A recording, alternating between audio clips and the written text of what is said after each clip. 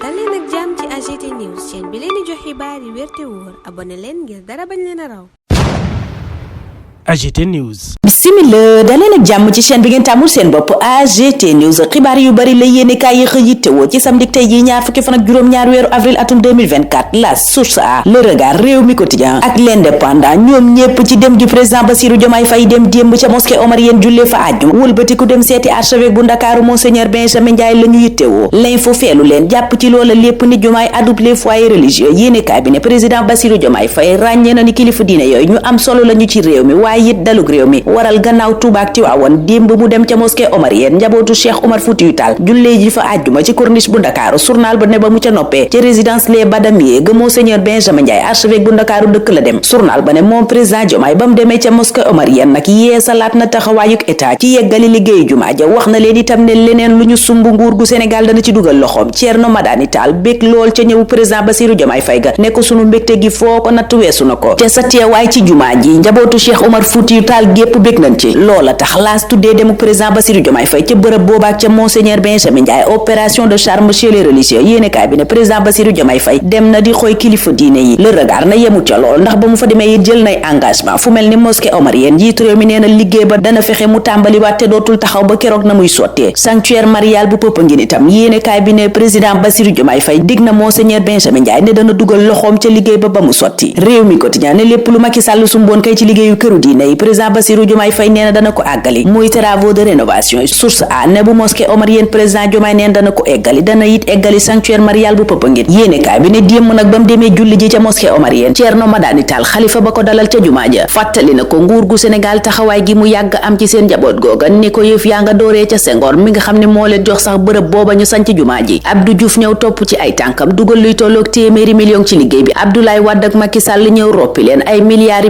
xalifa bi ne moom la ñu dugal ca bërëb booba Bassirou Diomaye Faye xamal kilifa gi ne ci tànk yooye lay topp ndax la ñooña def jàpp na ne moom warta def lu ko yees maanaam lu ko raw rek la mën a def Diomaye ne xalifa bi Thierno Madani Tall lataa ñoo yegsi ci nguur gi nag lu ne waxal nañu ko suñu diggante kilifa diine yi waaye xam leen ni lañu foog ak li am du benn te itam diggante ñi ngànk nguur gi ak kilifa diine yi dafa war a leer doon diggante yu mucc ayib ñu des ci Source A mi nu yeggee kàddu ministre bi ñu dénk wàllu transport gannaaw accident bu metti ba am ca Koungheul te fukki nit ak ñeent ñàkk ca seen bakkan juróom fukk ak ñeent am cay gaañu fukk ya sonn ba yegg ci lool yéene kaay bi tuddee kàddu El Malick Ndiaye yooya kudgal journal bi ne ministre bi mer ba futtu la def naqarlu yenn comportement yi am ci tali bi ndax nee na téeméeri accident yoo jël juróom-ñeen fukk ya facteur humain ko waral maanaam nit ñaa def lu ñu warta def ba loola am ministre des transports El Malick Ndiaye yéegle matukaay yi ñu war a jël bokk na ci digitalisation système contrôle routier maanaam léegi du nit ay taxaw di contrôler waaye dañuy fexe ba mu jaar ci xarala yu bees yi loola daanu ci lëkkaloo neen ak ministre de l'intérieur ak forces armées li mënta ñàkk ci woto yi di accessoire obligatoire maanaam triangle gilet haute visibilité extincteur boîte pharmacie lampe torche ak yeneen nee na duñu ci may kenn leen ay matukaay la yoo xam ne ñépp a ko war a jël ministère de la santé et de l'action sociale nag yéenekaay bi ne joxe nay xibaar ca ña ñuy toppatoowee ña loolu ca booba lépp accident ña sonn lool nee na ña nga leen yóbbu ca centre de santé bu Koungheul waaye ña ca amee gaañu yu metti ña nga leen yóbbu ca hôpital Thierno Birahim Ndaw bu Kaffrine président Bassirou Diomaye Faye nag moom la mu sàkku ca chauffeur saak ñépp ñuy jëfandikoo tali bi mooy ñu doxal prudence waaye itam respecter code de la route sàkku na itam ci lépp luy service ci état nga fexe ba la ñu war a sàmmonte di règle yi ñu respecté ka laas ne ba ñuy wax booba lépp accident noppeeguñu ca la yeneen am benn ba ca dingiraay yéenekaay bi ne ñetti nit a ca ñàkk seen bakkan beneen baa nga am ca caajaay juróomi nit faatu ca waral journal bi ne talibaa ngi wéy di faat bëgg loola dakk nag moo waral ca direct news ministre El Malick Ndiaye di yégle ay mesures yu am solo yu ñu jël bokk na ca ndaje mu ñu wootee képp ku yëngu ci tali bi ngir ñu waxtaanee accident yi waaye itam jël cay mesures yoo xam ne yu ñuy doxal lay doon ngir yëf yi dakk loola it la wax ca Vox Populi booba lépp yéenekaay sax delsiwaat ci accident ba amoon ca diggante Yemoon ak Bajaneen ne juróom-ñaari néewi guinéen rob nañu leen démb ca Koungheul yéenekaay bi nee na accident ba métti ak seeni néew na mu meloon moo tax kilifa ya joxe dogal ñu denc leen ca sëgi jullit ya ca Koungheul yéenekaay bi ne rob ba nag la muy guddi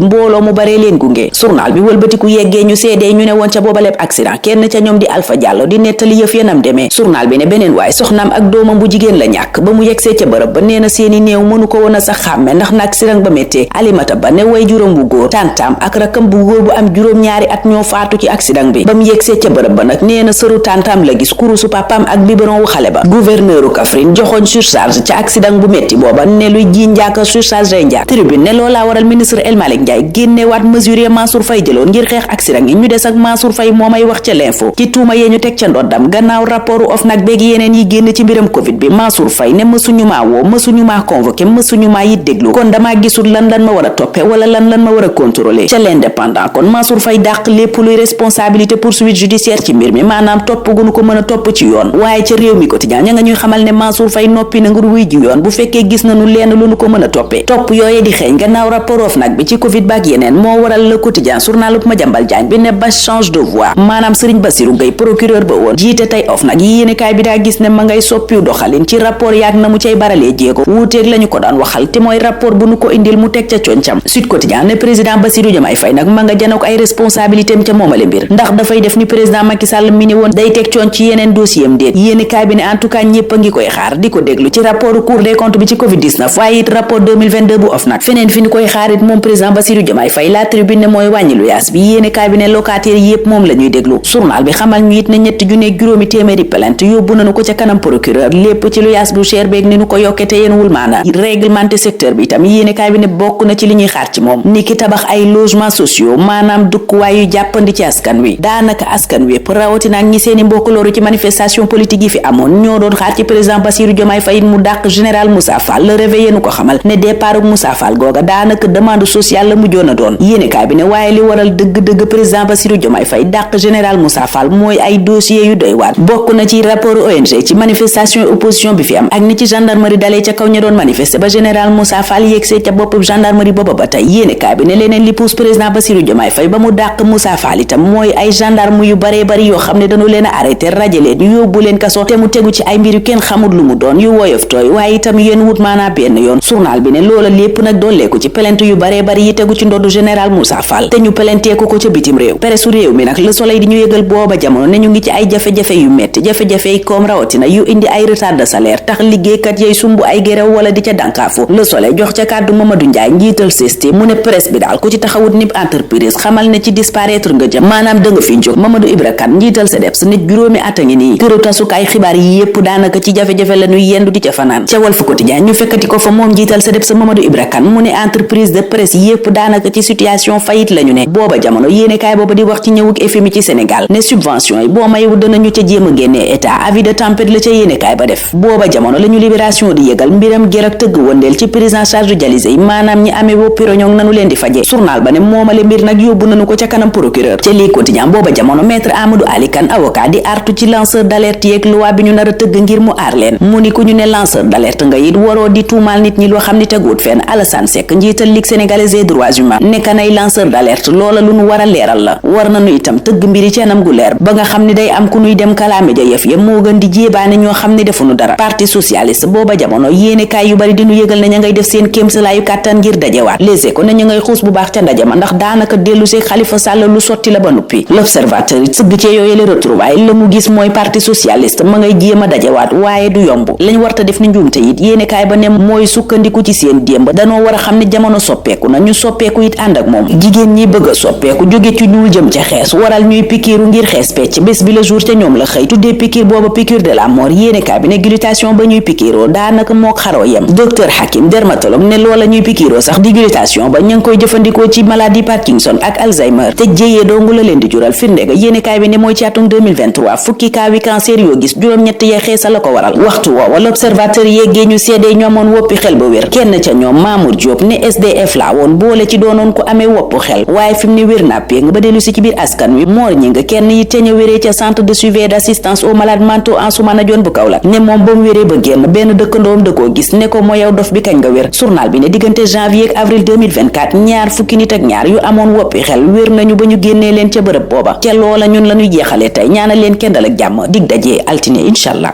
AGT News.